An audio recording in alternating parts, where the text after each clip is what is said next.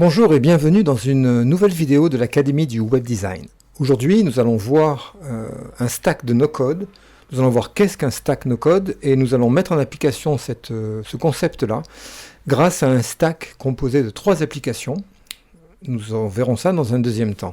Donc tout d'abord, la question qu'est-ce qu'un stack no-code, je vais y apporter une réponse en montrant un schéma. Donc voici un exemple de stack no-code. Donc ce stack no-code est une intégration complète à la fois d'un front-end, d'un back-end, d'outils pour les clients, pour la facturation, pour les portails de paiement.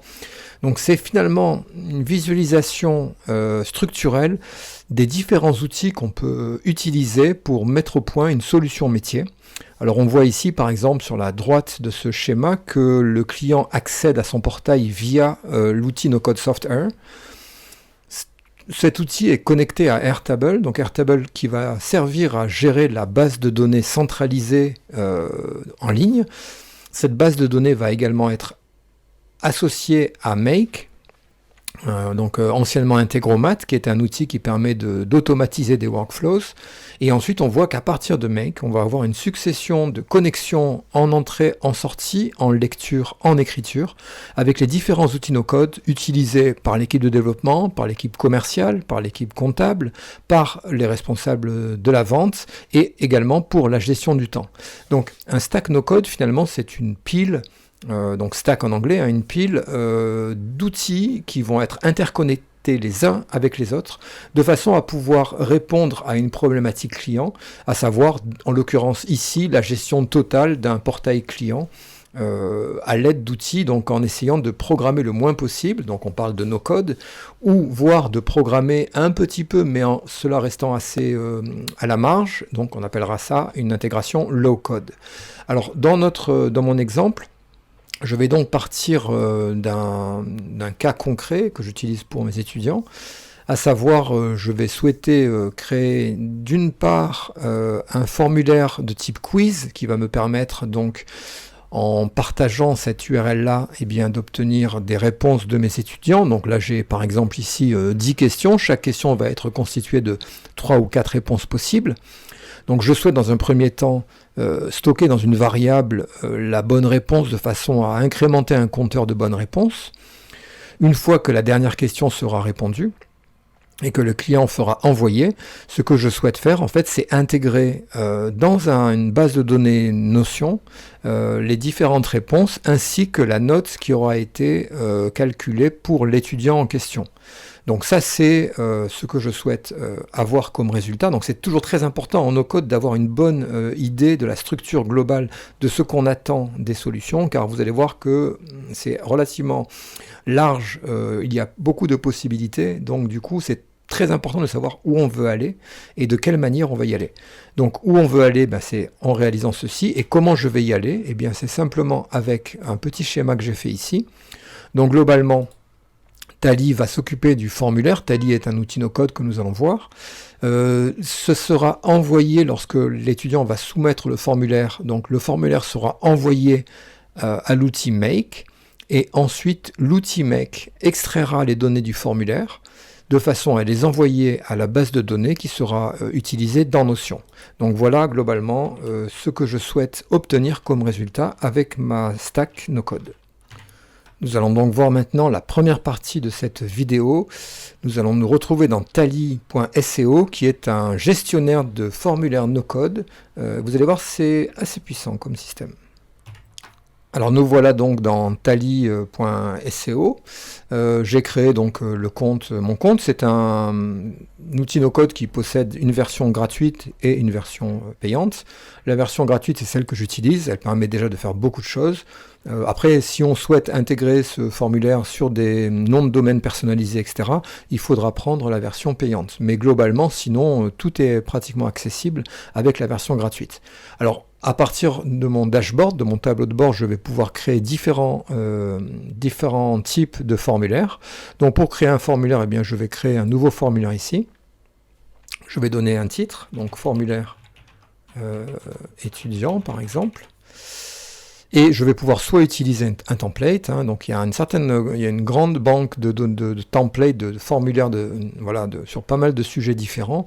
C'est structuré ici grâce aux filtres marketing, office, personnel, etc. Mais moi, je vais commencer avec un formulaire from scratch, à partir de zéro. Donc, l'intérêt de Tally.co, c'est que ça permet de faire des formulaires assez simplement, mais c'est quand même relativement puissant. Donc là, par exemple, si j'ai ce formulaire-là, je vais rentrer donc un premier type de champ, donc je clique sur le bouton plus. On a ici tous les types de champs en entrée que je peux mettre dans ce formulaire-là. On a des réponses courtes, des réponses longues, des choix multiples, des checkbox, des drop-down, des select, voilà, on a pas mal de solutions. Donc je vais simplement demander pour l'instant le prénom de mon étudiant, donc je vais faire un short answer et je fais insert. Je vais rajouter un titre, Alt-T, et je vais rentrer votre prénom. Voilà, alors on peut ici paramétrer en français, on va marquer ça envoyer. Alors le premier, d'ailleurs je vais mettre suivant, puisque je vais faire un formulaire à étapes, suivant. Donc j'ai rentré votre prénom, ensuite je vais créer ici un nouveau type de bloc qui va être une page, hein. Comme ça je vais pouvoir faire plusieurs pages différentes, hein. On voit un peu dans l'exemple, pour le formulaire à étapes. Donc je vais faire insert, cette page je vais la mettre ici, donc je vais créer une autre page ici, donc une nouvelle page, insérer, voilà, donc dans la première page, je vais mettre ici, hop, suivant, donc je réagence les éléments, hein, pour faire au début, on va mettre ça, votre prénom. Sur la page 2, je vais mettre ma première question. Donc je vais rentrer un choix multiple, multiple choice, insert. Alors je vais mettre un titre. Alors, quel est le langage le plus utilisé au monde? Voilà, je vais avoir donc plusieurs réponses possibles, donc PHP, C++, Rust, Java. Voilà, je vais avoir 4 réponses. Alors je vais mettre ça sur ma page numéro 2, comme ça je vais pouvoir le mettre ici. Ici je mets les options. 2, 3, 4. Alors ici on va mettre envoyer. Et je vais avoir comme ceci, ici je vais... Alors là on a une page de remerciement, qui est la dernière page qui va être montrée lorsque le formulaire sera entièrement finalisé. Donc je vais activer la page de remerciement. Donc j'ai un formulaire étudiant, l'étudiant insère son prénom. Moi je voudrais également récupérer, faire transiter par ce formulaire un champ qui va être caché, dans lequel je veux pouvoir mettre des informations, notamment sur son niveau, sa classe. Donc je vais rajouter ici un nouveau type de formulaire qui va être un formulaire caché. Donc c'est Hidden Fields, hein, formulaire caché. Enfin, champ caché, pardon. Et dans ce champ, je vais mettre donc la variable classe. Alors, je vais vous expliquer comment ça fonctionne. Donc, évidemment, personne ne verra ce champ. Il n'y a que moi qui vais le voir. Par contre, ça va me permettre de faire transiter une information supplémentaire pour que je puisse ensuite la récupérer pour l'intégrer dans mon tableau Notion. Alors, quand j'ai ici, d'autre part, dans ma première question, alors on va dire c'est Java, je pense. Donc là, il faudrait que je crée aussi une variable pour stocker la bonne réponse. Alors, je sais que c'est la réponse 4. Alors, le système est pas mal. On va créer un nouveau type de champ qui va être un champ de type calculé. Calculé ici. Je vais le mettre donc juste avant ici. Et globalement, attendez, c'est celui-là, pardon. Hop. Voilà, celui-là ici. Donc, je vais appeler ça score, hein, puisque ça va être un petit peu le score qui va être effectué. Donc, le score, au début, je vais l'initialiser à 0. Donc ça va être à 0. Et ensuite, je vais dupliquer ce code pour faire...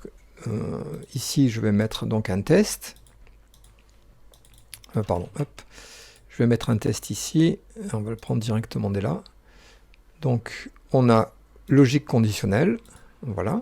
Donc c'est ici, je vais le mettre après le score, et je vais dire finalement que si à la question quel est le langage le plus utilisé, la réponse est Java, À ce moment-là, ce que je ferai, c'est que je vais calculer le score et ajouter à ce score, par exemple, la valeur 1. Donc, comme ça, si j'ai une bonne réponse, j'aurai 1 dans le score de l'étudiant, et s'il n'a pas de bonne réponse, j'aurai 0. Alors, j'ai également créé une deuxième question. À quoi sert un constructeur en langage objet? Donc, j'ai créé un choix multiple, à instancier des objets, à changer une propriété d'un objet, à rien du tout. Et je fais la même chose qu'auparavant, j'ai un conditionnel qui est appliqué. Quand à la question à quoi sert un langage objet, la réponse est à instancier des objets, alors à ce moment-là, j'affecte à la variable score le score de plus 1. Alors là, vous voyez, en fait, on crée le formulaire de cette manière-là. Je vais donc maintenant pouvoir, alors soit le prévisualiser ici, si je fais preview, donc je vais pouvoir voir si mon formulaire fonctionne, envoyer. À rien du tout, envoyer. Donc là, on tombe bien sur la page, sur la dernière page, alors qu'on pourrait aussi paramétrer. Donc, on va regarder ça d'ailleurs. J'ai envoyé, suivant, voilà, envoyé. Et j'ai donc une troisième page que je vais créer. Ici. Hop. Donc, qui va être une thank you page, insérée. En dernier. Et donc là, je vais pouvoir marquer merci, par exemple. Votre score est 2 points. Et pour récupérer le score, je vais utiliser le arrobas et score. Alors, c'est-à-dire qu'en fait, je mentionne un champ calculé en le faisant précéder du signe arrobas. Donc, comme j'ai la variable qui s'appelle score, le fait de faire arrobas score va m'afficher le score ici. Voilà, je peux prévisualiser, donc mon prénom Pierre. Si je me trompe, je fais Rust et là, à rien du tout. Envoyer, merci, votre score est de 0. Donc ça, c'est bien ce que ça doit faire. Et si j'ai les bonnes réponses, donc je remets Pierre. Le plus utilisé, c'est Java et un constructeur sert à instancier des objets. Envoyer. Le score est de 2. Donc là, ça marche parfaitement. Je récupère bien la variable score dans la page Thank You Page. Alors, maintenant, la question c'est, une fois que j'ai prévisualisé mon formulaire, je peux le publier. Alors, je publie mon formulaire. Voilà, donc Tally me génère un lien interne que je vais pouvoir communiquer à mes étudiants de façon à ce qu'ils remplissent les formulaires. Alors au fur et à mesure qu'ils vont remplir les formulaires, ça arrivera dans Submissions ici, où j'aurai tous les formulaires qui seront remplis. Donc si je prends cette adresse-là et que je la colle dans mon navigateur, ici, je vais commencer à faire par exemple Paul qui répond Java et à rien du tout. Voilà, donc il a un score de 1. Et en même temps, on va voir que dans le formulaire submission, ici, on a donc le 1er janvier à 5 heures, prénom, Paul, quel est le langage le plus utilisé au monde? Java. Donc là, c'est bien, on a bien les soumissions qui vont apparaître. Donc ça, c'est parfait. Et on peut également d'ailleurs les télécharger sous forme d'un fichier CSV, de façon à les traiter ultérieurement. On voit par contre que la classe n'est pas renseignée. Alors la classe n'est pas renseignée puisque dans le formulaire étudiant, si j'édite mon formulaire, j'ai bien un champ qui est masqué. La chose, c'est que l'idée, c'est que sur un champ qui est masqué, il faut que je passe la valeur, et je passerai la valeur en tant que paramètre d'URL dans l'URL. Elle s'appelle classe. Donc si je passe dans mon formulaire étudiant, donc ça c'est l'adresse que Tally a générée pour mon formulaire, si je passe le paramètre à la fin de mon URL, donc j'appelle ça classe égale, et là je vais faire par exemple du B3, dev web, comme ceci, je relance, il n'y a absolument rien de changé, par contre le formulaire qui sera stocké dans la classe hidden, masqué, sera, donc qui s'appelle classe, sera B3 dev web. Donc si je commence à remplir mon formulaire, il va faire une erreur, et là, il va faire la bonne variable. Voilà, il a fait un score de 1. Et en même temps, maintenant, en fait, si je retourne dans mon formulaire, ici, dans les soumissions, eh bien, je vois que j'ai bien la variable masqué qui a bien été renseigné, B3 dev web, donc c'est parfait. Jean, Rust, avec la variable et les réponses qu'il a données. Donc le système fonctionne, j'ai donc deux possibilités différentes. La première, c'est de récupérer les données qui sont renseignées dans les différents champs de mon formulaire, et la deuxième possibilité, c'est mettre des paramètres supplémentaires dans mon formulaire.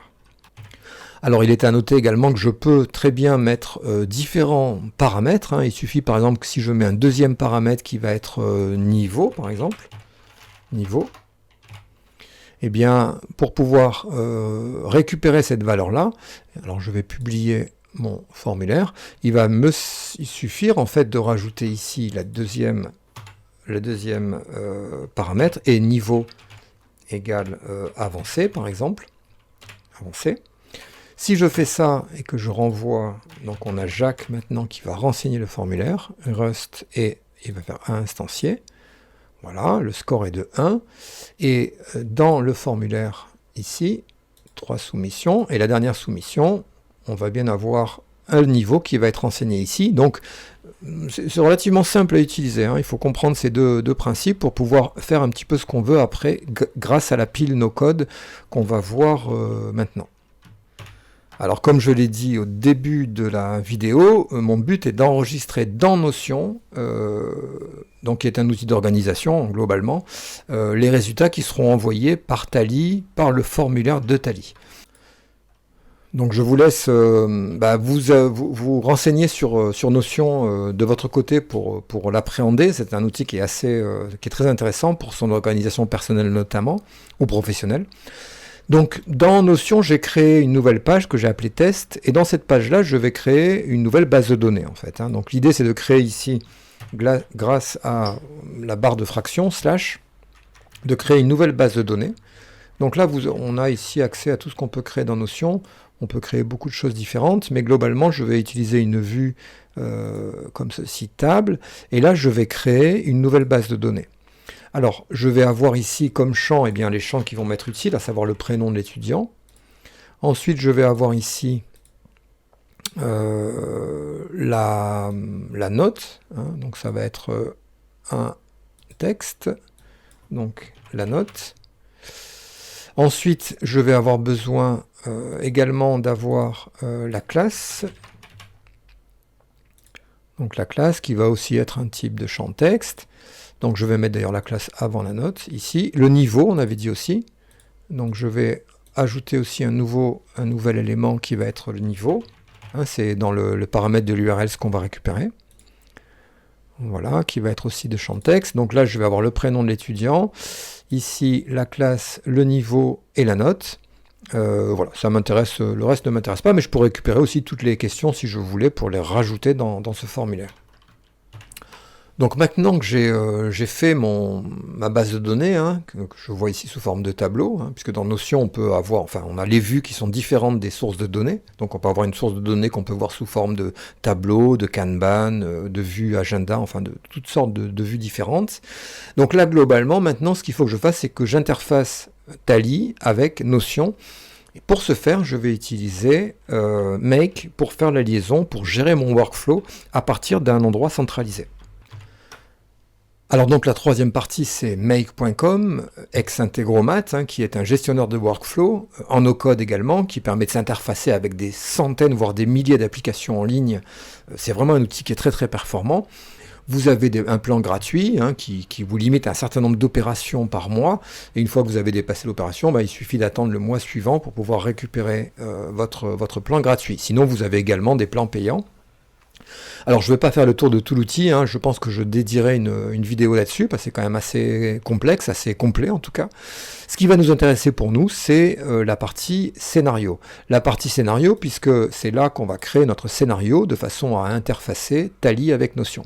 Alors je vais créer un nouveau scénario dans Make, et le principe d'un scénario c'est le suivant, on va avoir toujours un trigger, c'est-à-dire un déclencheur, et le déclencheur va nous permettre de rentrer dans le scénario. Alors, je vais cliquer sur la touche plus et je vais chercher le déclencheur. Donc, quel est mon déclencheur? Eh bien, mon déclencheur va effectivement être le fait qu'un étudiant soumette son formulaire. Ce que je veux, c'est qu'à la soumission, eh bien, on rentre dans ce workflow-là. Donc, je vais chercher dans la liste des applications compatibles Tally. hein, qui est également accessible ici. C'est la première. Et globalement, voilà ce que je peux, à quoi je peux accéder en tant que déclencheur, c'est voir si une nouvelle réponse a été soumise sur un formulaire. Donc c'est exactement ce que je veux faire. Donc je vais cliquer sur Watch New Responses. Alors, il va me demander un moyen, en fait, un crochet web qui va être appelé lorsque je vais, que Tally va appeler pour envoyer les informations. Donc, je vais créer un nouveau crochet. Alors, je vais l'appeler My Tally Hook, par exemple.